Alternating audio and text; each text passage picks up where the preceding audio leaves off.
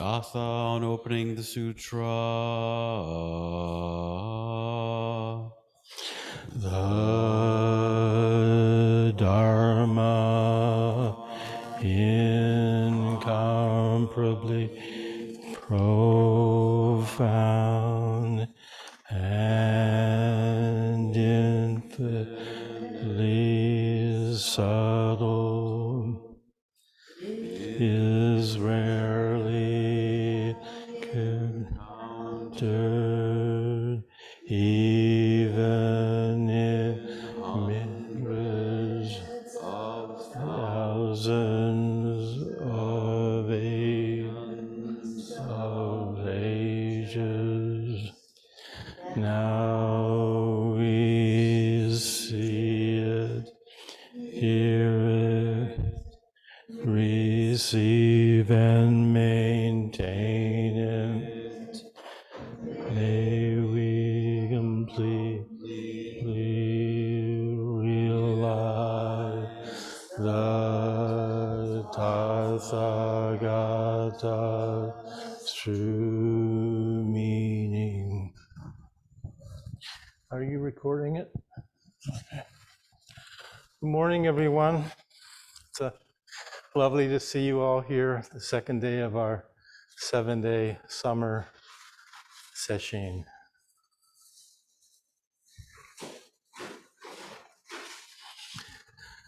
I'd like to talk this morning about the first case from the Hekigan-roku, or the Blue Cliff Record, where Bodhidharma meets Emperor Wu. And the actual title of this koan is The Highest Meaning of the Holy Truths. Well, here is the case.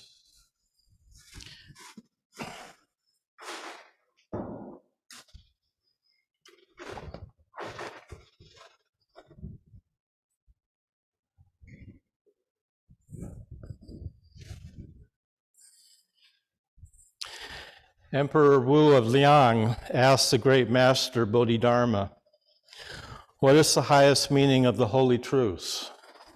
Bodhidharma said, "Empty, without holiness."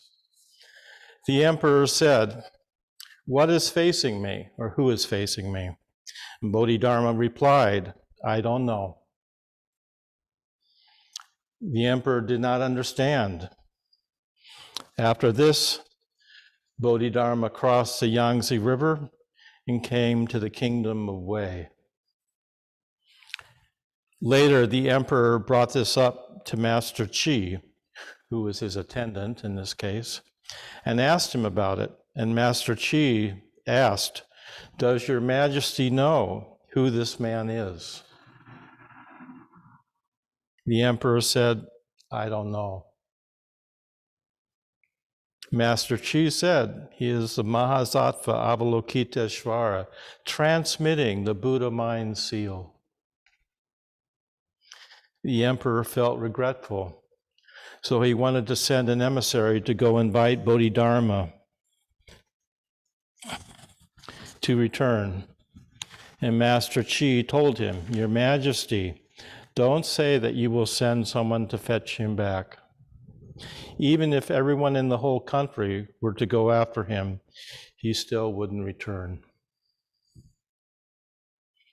In Setcho's verse to this koan, "The holy truths are empty. How should one discern the point? Who is in my presence? After all, he says he doesn't know. Henceforth, he crossed the river in the dark. But how could he avoid making brambles grow? Even if everyone in the whole country pursued him, he wouldn't come back. Throughout the ages, he's remembered in vain. Give up remembrance. What end is there to the pure wind circling the earth?" So, this is a Blue Cliff Record of the Hekigan-roku is a collection of 100 koans that were collected by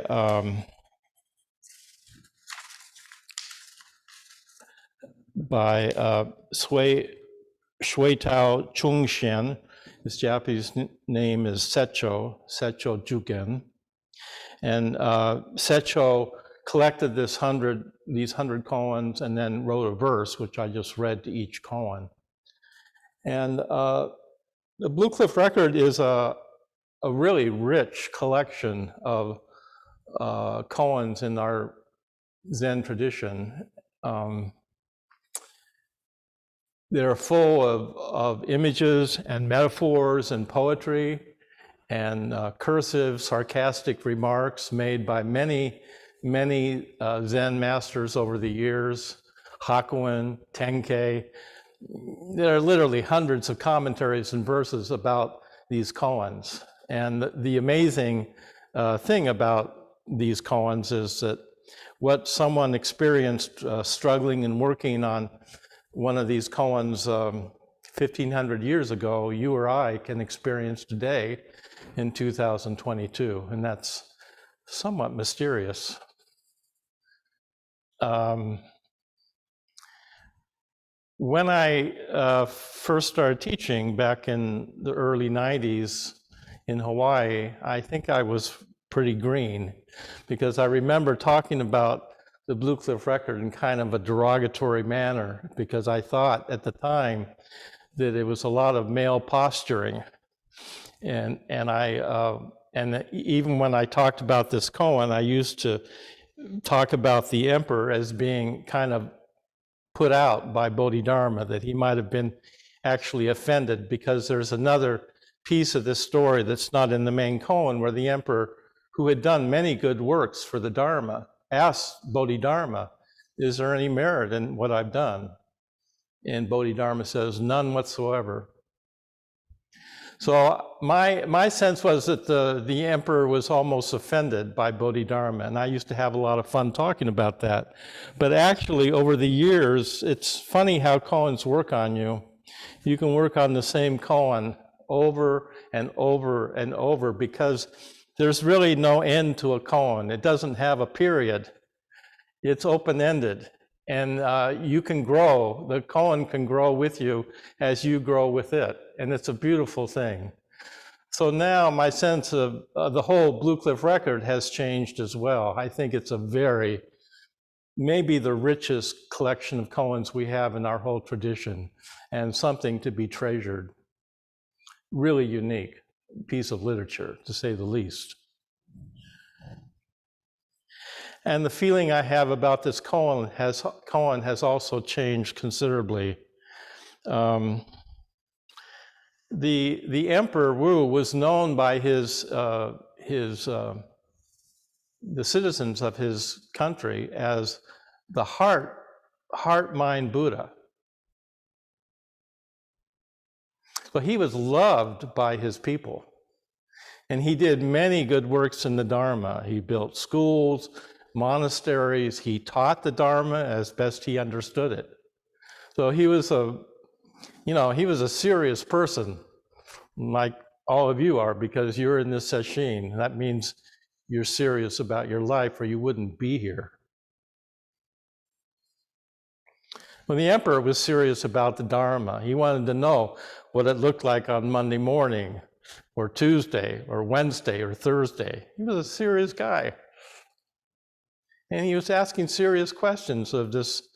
He'd heard about Bodhidharma. He invites him to the court.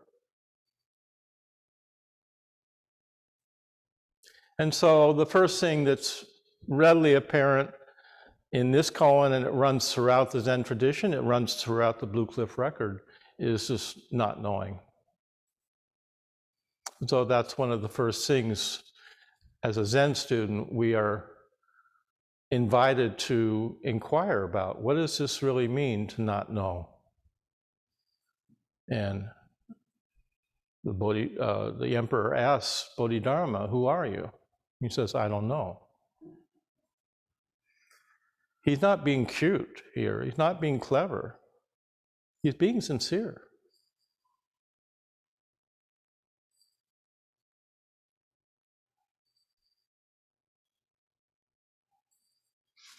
Yeah, you came to this retreat. We're promising you nothing.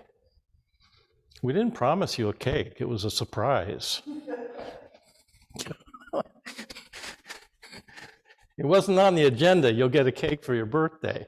So you come to this practice and no one's promising you anything. Are you still here? No one's promising you any credentials or any special ID. You're not promised you're not going to be a teacher or a priest or any special identity or wear some special clothing.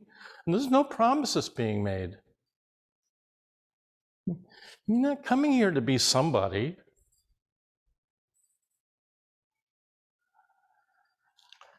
So not knowing runs throughout our tradition. It's the beginning and the end of Zen practice, and there's no period at the end of this not knowing. If you put a period at the end of it, then something is finished, and we're never finished in that way. The Dharma is never finished. It's always alive. That's why sometimes we need to break rules, because the Dharma, like art, is seditious. Should be. If we just followed all the rules all the time, it'd become a dead tradition. We'd be like a museum.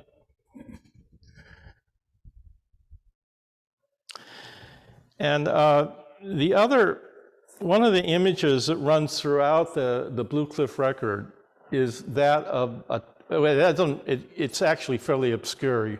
It's not easy to find, but it's the notion of a token. And I have a hard time finding references to this, but my sense is there was something in Chinese culture about tokens.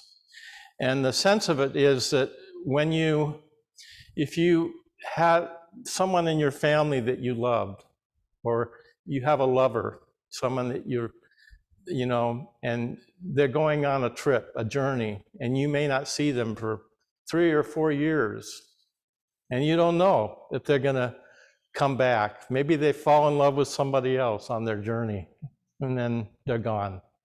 So you take this token and you break it in two, and you give them 1/2, and you keep 1/2. And maybe they'll come back and you can put the tokens together again.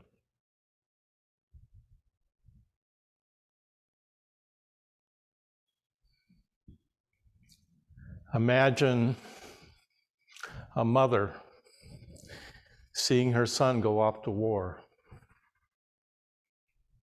in Ukraine. This is real. This is happening now. She breaks that token and gives him 1/2 and prays that she'll see that token return with her son, but she might not.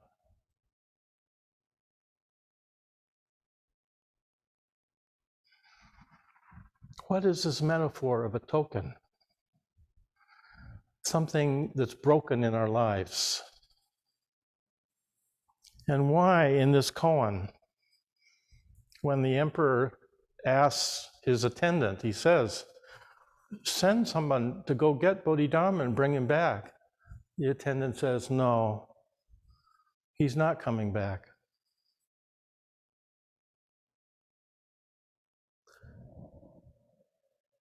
There's a sense in which throughout the Zen tradition, the waking up often happens in relationship between a teacher and a student. Not always, but there's many examples of koans where the waking up comes in a conversation between a teacher and a student, or two students. And there's that meeting of the minds, that transmission of the Dharma. The conversation takes place.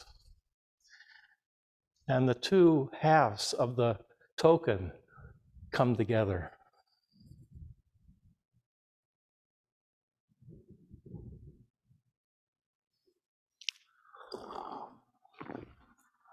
So what I find so poignant about this koan is that you have this wonderful, beautiful emperor, loved by his people, who loves the Dharma, who meets this amazing teacher, and the conversation doesn't take place. It doesn't take place. And Bodhidharma, we can imagine, leaves with a heavy heart.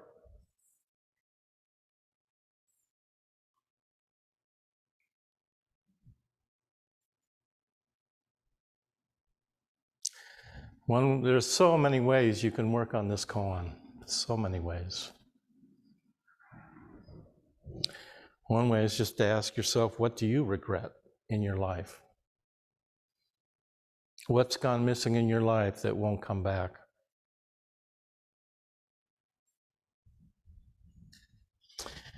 It's 10:47 now. It'll never be 10:46 again. I regret 10:46. I'm being a little cute, but this is real life, isn't it? We're not always happy. Sometimes we're broken. Sometimes life breaks us in two. Imagine going through a divorce, which is really painful. That marriage is not coming back. That token has been broken, and it will not be whole again for that relationship. Imagine losing someone you love that dies. The token is broken. So the question is, all of us know what that broken token is. We've all had this human, very human loss and experience of a broken heart.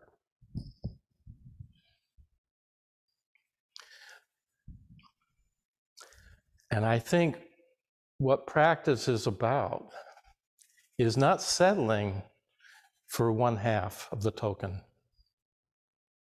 If you settle for one half of the token, you've given up on the Dharma. And in a sense, you've given up on yourself. That's what suffering is to hold one half of the token and believe that you'll never have the other half in some way in your life. That your life is over because you lost your job, you lost your marriage, you lost a loved one. Your life is not over. There is no period at the end of the sentence.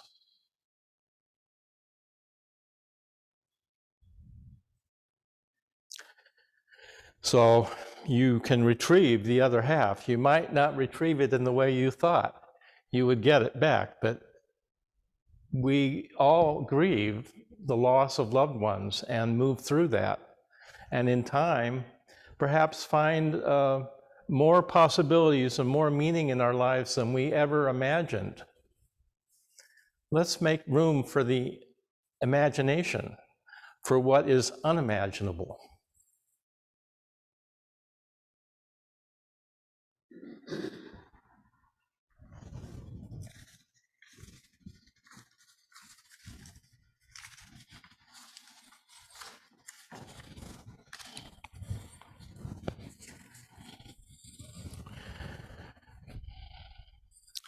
If we want to get to the heart of this koan, the title of the koan, as clearly translated, is the highest and holy truths. And that phrase refers to the most important teaching in the Mahayana tradition, which is known as the two truths. The two truths of the absolute and the relative. And to say it using those words makes it sound very abstract and almost like a formula. So,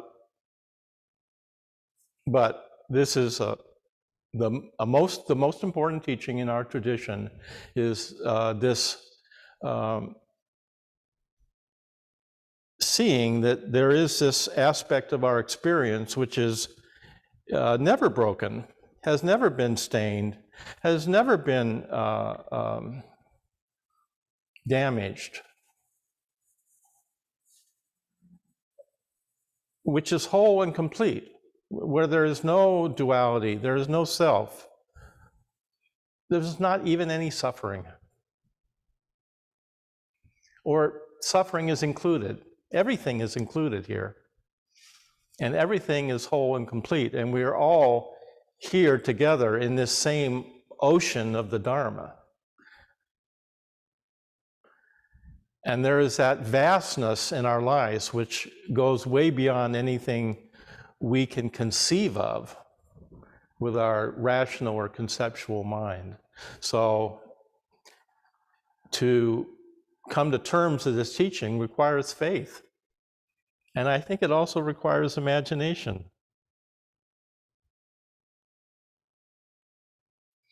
And then there's the other aspect of our experience, which is about form, which is about the particulars of life. There is this vastness, and yet there is form. And we show up as individuals, and we're all absolutely unique and extraordinary and wonderful in our individuality, in a sense. And that is also true. Differences matter. And now there's karma, and there's suffering, and there's broken hearts. And this is the arena where we practice most of the time.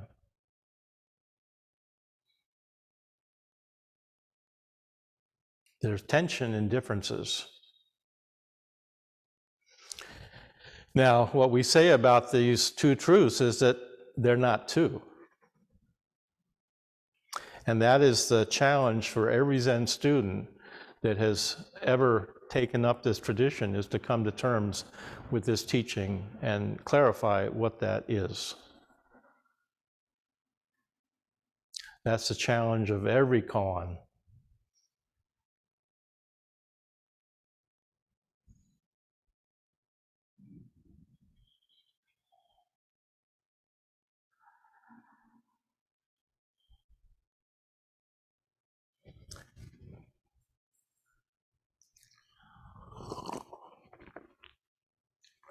Bodhidharma doesn't know. The Buddha doesn't know.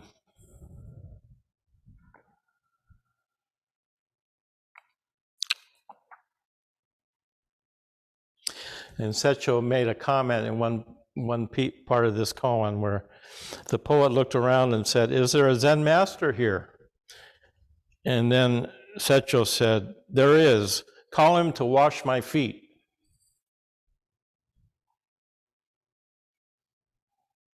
That's some chutzpah. That's a little seditious, isn't it? I remember, I wasn't there at the time, but when I left Zen Center Los Angeles in the early mid-70s, I went to study with Trungpa Rinpoche. And later, before Trungpa passed away, he went to visit Maizumi Roshi in Los Angeles, and I'm sure they were both drinking sake together. And at one point, Maizumi Roshi got down, took a base, and Maizumi Roshi's students were here at this party. And Maizumi Roshi took a water basin and put it down and got down on his knees and started washing Trungpa's feet. And Maizumi Roshi's students were just aghast and shocked and thought, "Oh, Maizumi Roshi, you shouldn't be doing this. This is come on."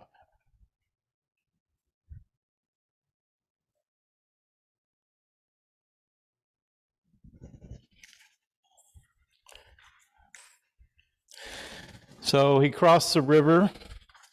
Bodhidharma crossed the river in the dark.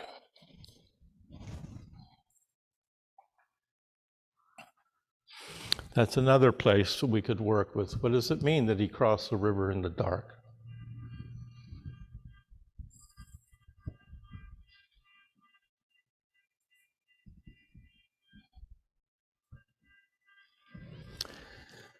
So there's I think there's a reason why this is the first koan of the Heikigan Roku, because I think it's an extraordinary koan. And the word in Chinese, gongan, literally means public case. So the sense of the koans in the Chan tradition were they were recorded, they were meant to be recorded and referred back to, almost like we would a legal case. That was the sense of it. It was a public record that was to be appreciated by everyone going forward to look back on.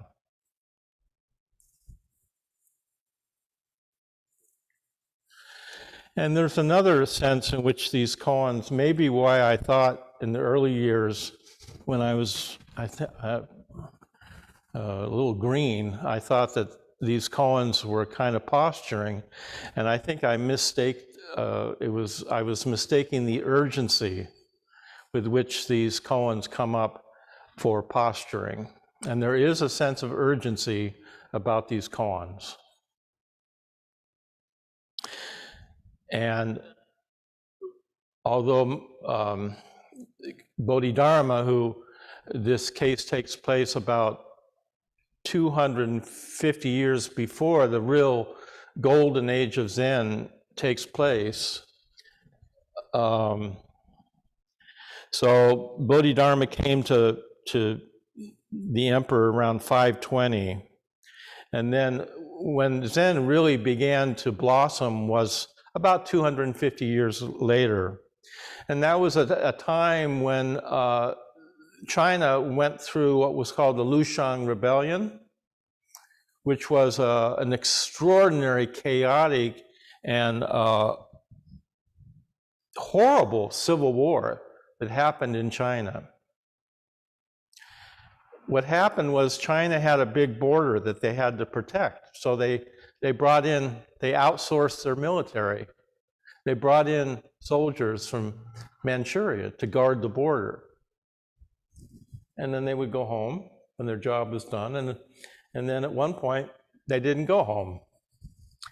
And the Civil War ensued for at least a decade, in which, if the historical records are correct, over a third of the population died. A third. Can you imagine? No, we've lost a lot of people to COVID. But a third of the population from famine, disease, war, murder.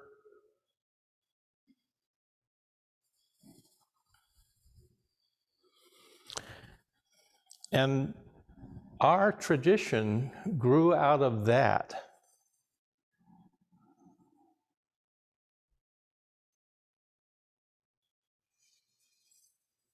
There were two really important, pivotal Zen teachers that came out of that time. Shitao Shichian, his Japanese name is Sekito Kisen, and Matsu Daoyi. Baso Doitsu is his Japanese name. Sekito went on to, with a kind of gentle style that came to be the Soto lineage, and Baso, with a more rough style, went on to be the Linchi, or the Rinzai tradition. And they were both teaching the same thing, but they were using different methods. And there was an urgency about their teaching. It said, the Sekito wandered through the fields, the war fields, for well over 10 years, just pilgrimage, going through the charnel grounds of war. Can you imagine?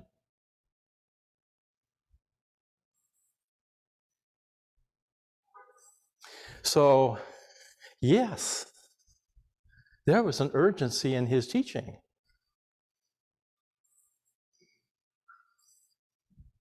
He was saying, the country is falling apart.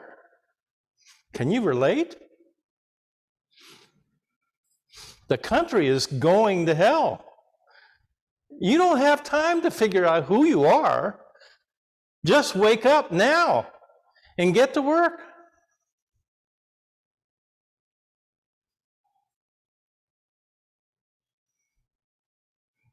That urgency runs throughout the Koan tradition. And that's why Zen became a vital spiritual tradition, because it was relevant to that time, as it is to our time, now, today. Here, in America, in Canada, in Europe, everywhere. The world needs you awake now, not tomorrow, right now. Isn't that a luxury? Your life matters. If you don't think your life matters, you're just holding one half of the token. Get the other half. Have the conversation. Find who you really are, authentically. And then after that, it's what happens after that is none of your business.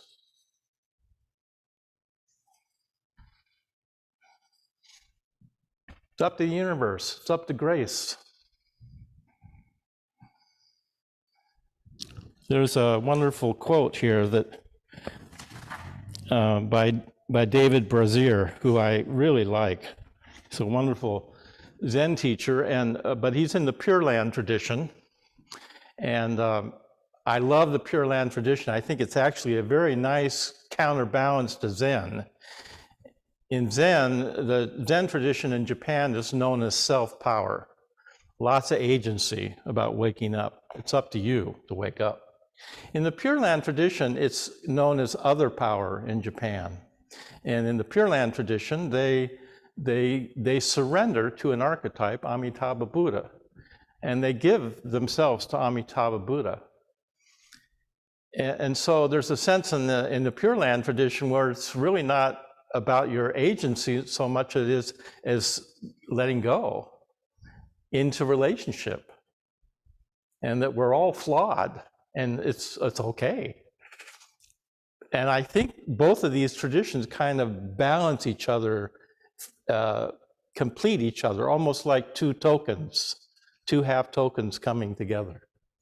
So here's a quote by David. There is no technique by which spiritual awakening can be hunted down or trapped in a net. You can go out with your net and you might catch a fish, but spiritual awakening is not the fish, it's the water.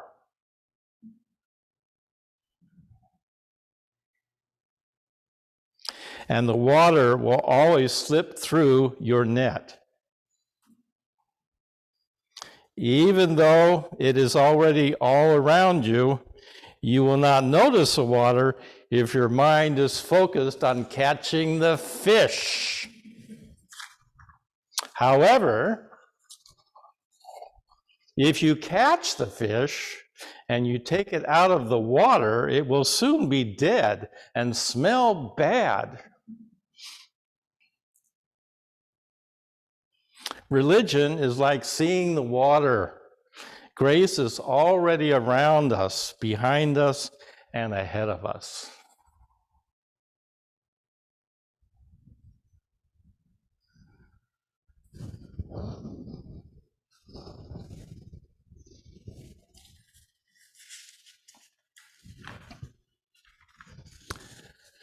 Any questions, comments?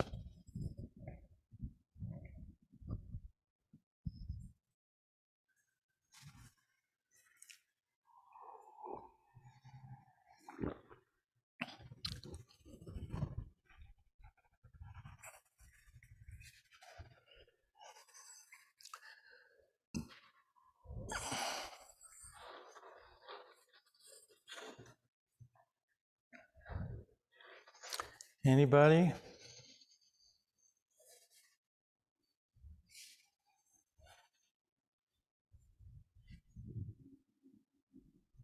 Joe, give him the microphone.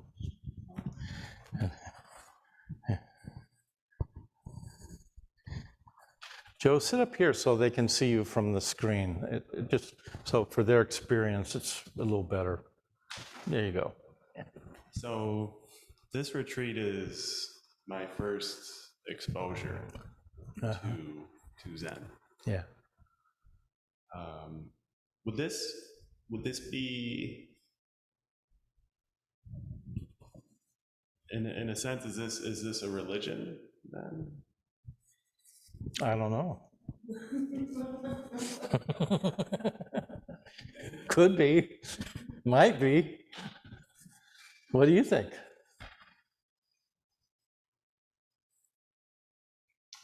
Well, what I think is someone who's being first exposed to it seems, or at least right now, it seems like all I know is it seems like a mindset that I want to embrace more of. So call it whatever you want.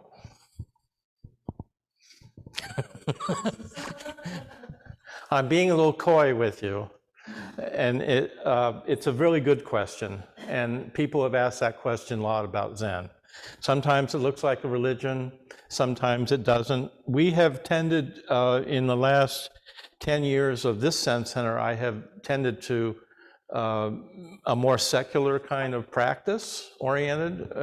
So if you came in here and saw the classes we do, it might not look like a religion, but I think in a sense, you could make a very good case for saying Zen definitely is a religion. It's a religion that has to do with metaphysics. And when you talk about enlightenment, it's already a metaphysical idea. You can't get away from it.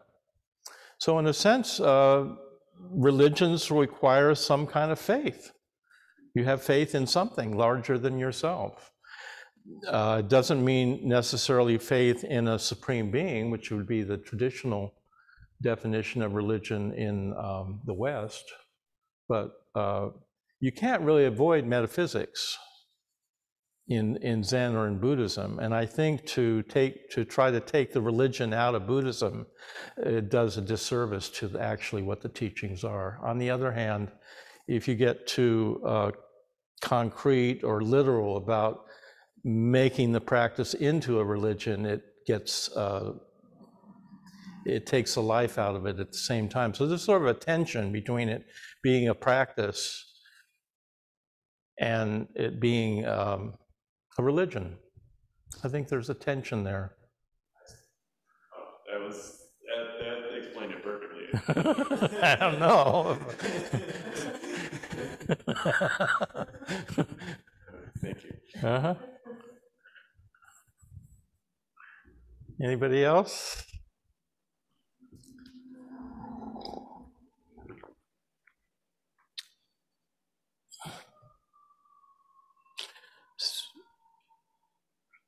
Some picks? I just wanted to come back to the koan and the emperor. Do you think there's any possibility of when the emperor says he doesn't know? Say that again, Pix, the question? About the emperor, the meaning of the emperor saying he doesn't know. Bodhidharma says to the emperor he doesn't know who he is. That's right. Yeah. And then further into the koan. Then when the emperor, the attendant asks the emperor, does he know who Bodhidharma is? And the emperor says he doesn't know. That's right. I think in that sense, that not knowing is a kind of being perplexed. I think in a sense, the emperor is wanting to know who he is, but doesn't quite get it. I guess you could make the case that the emperor is not knowing, but then there's some kind of regret that he has that Bodhidharma left, and I think that doesn't quite match up. If the emperor truly didn't know, there wouldn't be the regret. But maybe, like, as you said, koans work over time. Mm-hmm. And so maybe by this time, could it be the emperor is beginning to realize that he doesn't know, and that over time like Bodhidharma left in the dark, but he might not have stayed in the dark. It's possible. When you were talking about room for possibilities. There's room for many possibilities here. So I thought possibly it was the attendant, by asking the question, would give the emperor a chance to truly not know. As a possibility. Possibility. Another way to look at this koan, which isn't probably a way that would be done in Zen, is to actually appreciate this as an archetype of the three kayas. This is more a teaching that comes from the Vajrayana tradition, and Zen kind of frowns upon making these kind of differentiations. But if you ask a Zen person what's a Dharmakaya, they might say, I don't know, the flowering hedge in your backyard, you know. But in the Vajrayana tradition, there is what are known as the three bodies: the Dharmakaya, the Sambhogakaya, and the Nirmanakaya. And I think you could make a case that in this koan, the emperor is the Nirmanakaya. He is the embodiment of the Buddha Dharma. He's in the flesh, just like all of us. In the Nirmanakaya, if you walk in front of a Mack truck, it is going to hurt. So we're all embodied as a Nirmanakaya in a form, in a body. And you could make a case that Bodhidharma is a Dharmakaya. He just kind of floats in here out of the ether. I mean, he's hardly substantial at all. He's just this kind of strange figure that historically probably didn't even exist, but he just kind of drifts into the court and drifts out. And he's just this larger than life something, wind that blows through the court, and it's the Dharmakaya. No form at all, no concept, no ungraspable. So large, beyond large. And then I think you could make a case that the attendant is a Sambhogakaya. He's the intermediary between the two. And the beautiful thing about the Sambhogakaya is it's the Dharmakaya before it's been settled into form.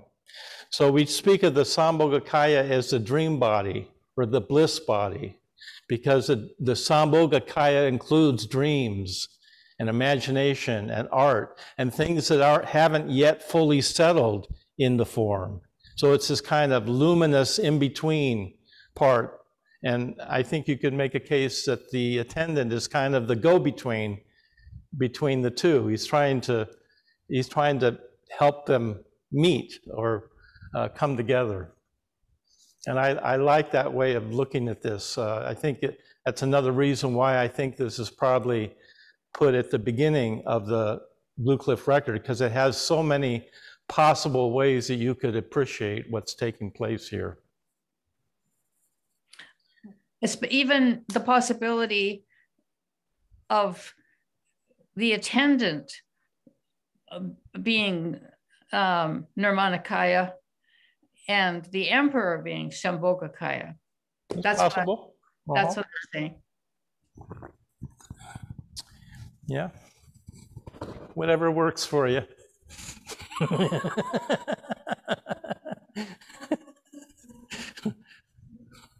Thank you. Yeah.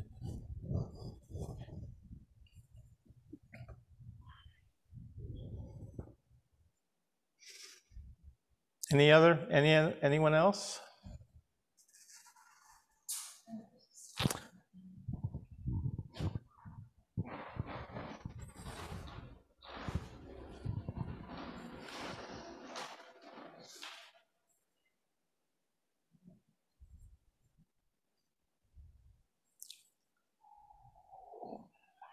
Oh, Sensei trying to find herself on the.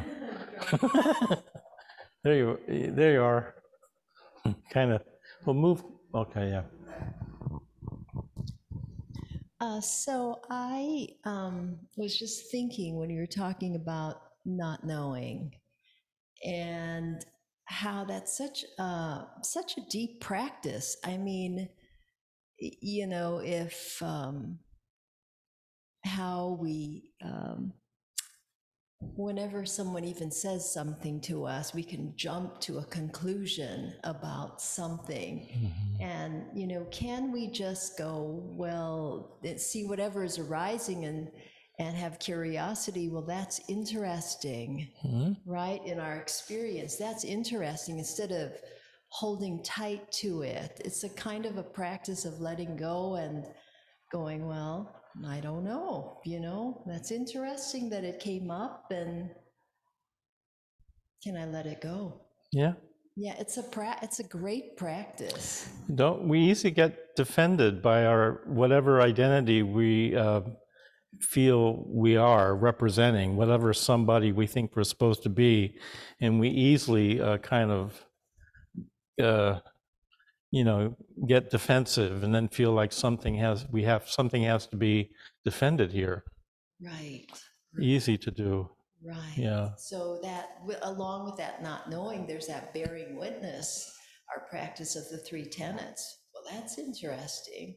There's a little bit of distance there, so you're not so in it. It's just brilliant, I think. It really is, and the bearing witness is often, I think we're often bearing witness to the differences because that's where the tension is, and those are real. It's easy to gloss over that and say, "Oh, it's all one," you know. Where enlightenment is about no, you know, everyone is one, and there's no difference. That's not the Zen teaching. There's also people have identities, and people struggle with identities, and some people, younger people, I think, often have more complex identities than we do as the older generation, and those things they struggle with around gender and ethnicity. Those are real issues for people, and it would be a mistake to discount that because we have this practice of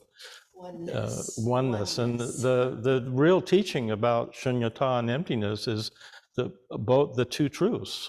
The oneness and the difference are not two. And so the thing that Bernie always said, which I thought was brilliant, the only thing we have in common is our differences. And that's where the tension is. And that's where I think we all practice bearing witness to that, because that's where we get defended. That's where there's pain, a lot of pain in the culture around these things. And it's very hard to stay for that, but we need to stay for that conversation and to hear the pain or the trauma of that person that's been disenfranchised, discounted, not heard, demeaned, traumatized. We need to hear that voice. Right, and that's where this whole study of trauma is interesting also. Because if you are traumatized yourself, it's hard to hear others. Yeah. And I mean, that's the practice here. Yes. So you can't hear another, then there is this gap or this wall that immediately goes up. And our practice is really kind of trying to see through that wall. Yeah, and there's been a lot of trauma during the pandemic, and I think the classic notion of trauma is that it's an event that happens to you, which you might think of psychologically, but I think there's another kind of rolling trauma that's happened by repeated events that people have experienced during the pandemic, of isolation, of not connecting, of not just being isolated. And I think there's a lot of trauma in the culture now that is hard to identify as a specific event, but is experienced as trauma, and makes it much more difficult for people to have conversations and to hear each other.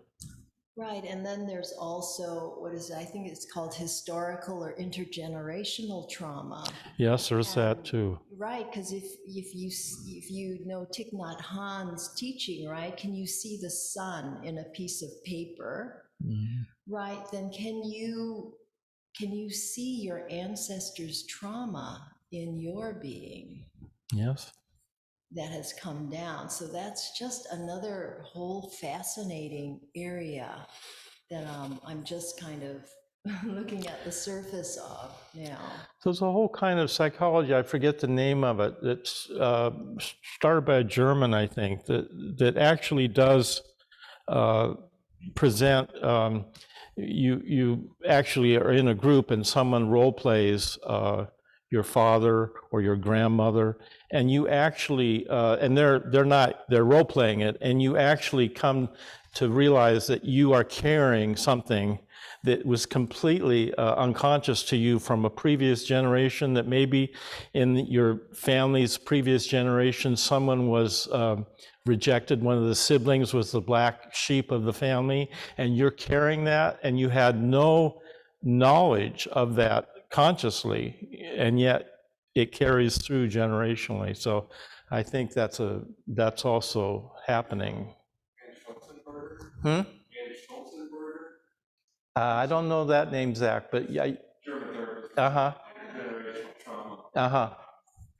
There's another name for it. I can't think of it at the moment, but it works with intergenerational types of trauma. Yeah. Thomas Huell is also doing a lot of wonderful work with trauma, and he has a wonderful way of working with groups and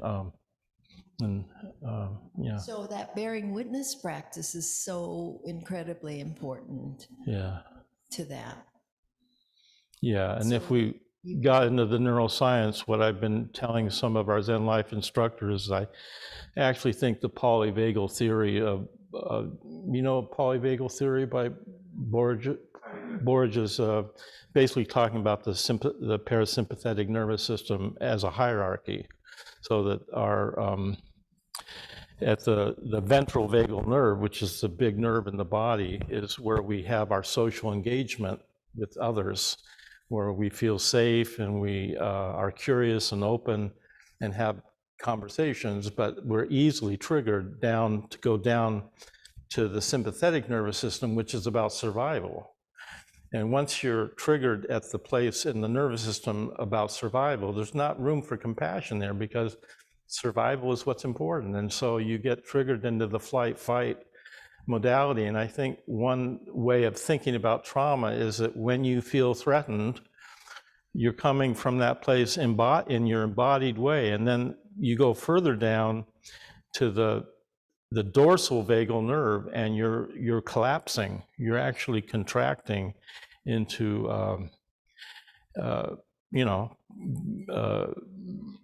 collapsing. So nothing works, being depressed, being almost catatonic.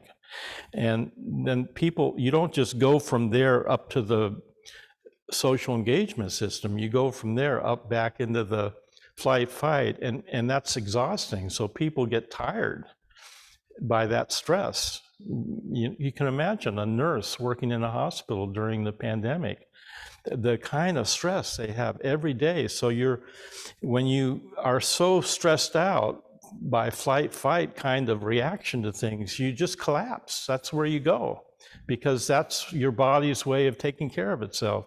And when you cycle back and forth between those two in your embodied experience, that's a kind of trauma that is not easily healed.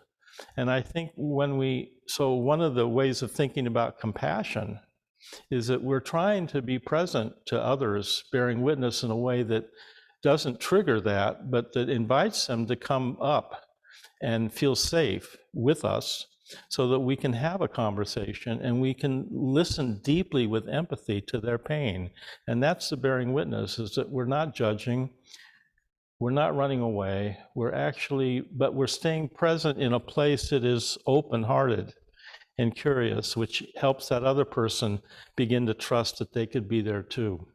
And then the other thing is grounding yourself, right? Becoming embodied, feeling the earth, that remembering that it's not all here, or that grounding is so important in healing your own trauma. Well, I think you can speak with some authority about that, being a kumahula. The whole practice of hula that you do, isn't that a real grounding kind of movement? mindful movement that's grounded. Yeah, but together with meditation, work beautifully. Yeah, I think self-compassion is extremely important. It's not possible to bear witness and be compassionate to others unless we are taking care of ourselves. And I think that becomes imperative at all levels of practice. If we're going to be in the arena where we're going to bear witness, we have got to, self-care is absolutely imperative. And to, otherwise you start feeling heroic and kind of like a martyr, and then that's not going to work. It's not going to be skillful. You're going to get burnt out. Yeah.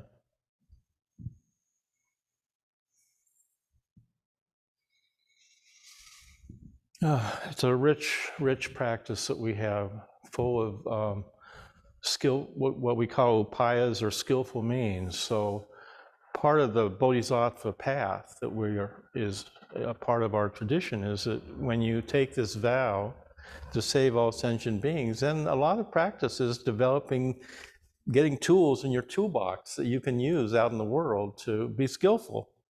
And it takes skill to bear witness and work in the arena of conflict and emotions and not get triggered. It takes real skill, it takes spiritual backbone, and it takes courage. So I think a lot of our practice is acquiring skillful means for doing that. And like nonviolent communication would be an example of a skillful means.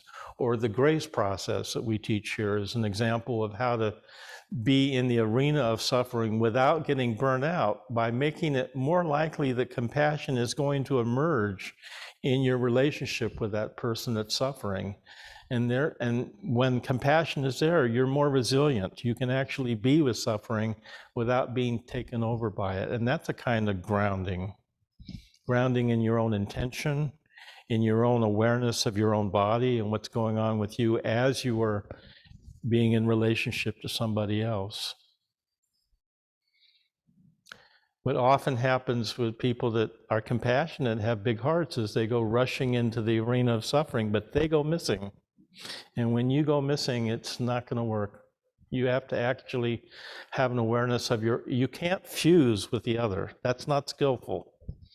And that happens a lot in relationships, and I see it a lot. People want to fuse, and it never works. You have to differentiate. You have to be able to be aware of their suffering, but aware that you have your own experience as well with that. And that's how we join, that's how we come together, but you don't come together by going missing in your own experience, your own awareness. So maybe that's enough for today. So I'm so happy to see you all here practicing. I've been doing this practice, PICS. My gosh, you're one of the first people I think I ever practiced with in Hawaii, besides Sensei. I have so many fond memories of you. Weren't you on Maui with us for a while? God, man, that just takes me back. Oh my God, the stories we could tell. So please appreciate. This is such a retreat like this is a beautiful, beautiful opportunity to ground yourself and to clarify what your life is, and step back from your routines and get a fresh take on yourself and in the world. Don't listen to the news for a few days. Please, it just gets worse and worse. Okay? Okay, so we're going to have lunch now, and those of you that are, I think all of you are practicing as a 3-day here, or a 7-day, you are welcome to do practice of immediacy starting this afternoon at 3 o'clock. It's optional. You can sit, if you're here in person, you can sit in the Buddha Hall, or you can sit in your respective place of residence, or you can do the practice of immediacy. And the way I'm going to repeat what this practice is, because my teacher Nikkei Jikyo Roshi developed it, and I think it's a brilliant way to integrate your actual experience with your meditation. And you pick a media to work with. It could be a canvas, paper, a journal, it could be a musical instrument, it could be sculpture, it could be dance, it could be movement. And you pick that media, and then you use that media to mirror back what your experience is moment by moment. So it's not important that what you do when you do this practice looks beautiful or looks like anything.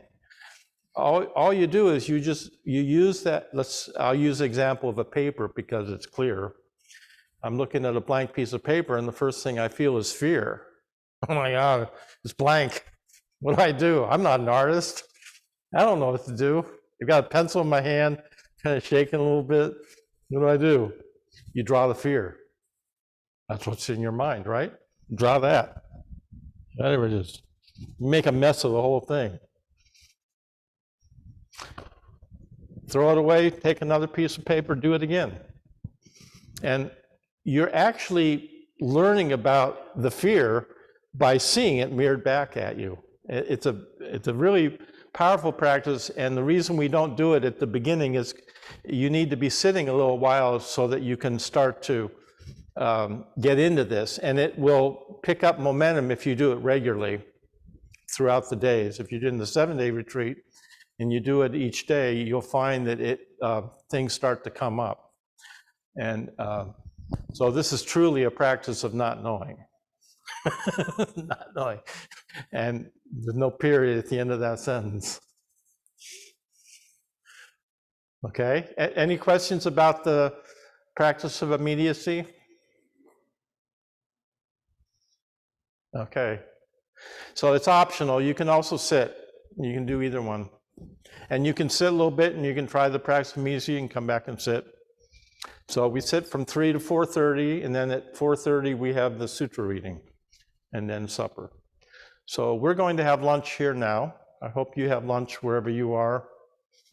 Or in the case of Pix, it might be brunch or breakfast. She's in Western Canada somewhere.